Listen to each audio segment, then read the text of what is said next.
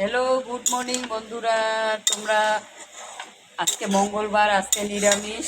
কুয়াশ আলু সবজি হচ্ছে। কে কে কে কুয়াশ আলু দিয়ে সবজি খাও? আর বেগুন পোড়া, শনি মঙ্গলবারে বেগুন পোড়া খাওয়া ভালো। বেগুন পোড়া,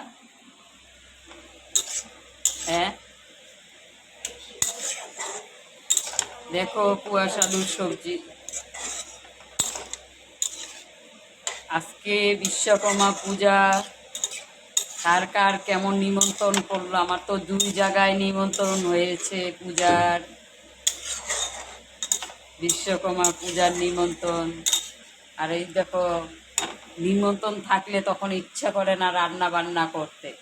শর্টকাট ভাত হয়ে গেছে, কুয়াশ আলু সবজি আর বেগুন পোড়া।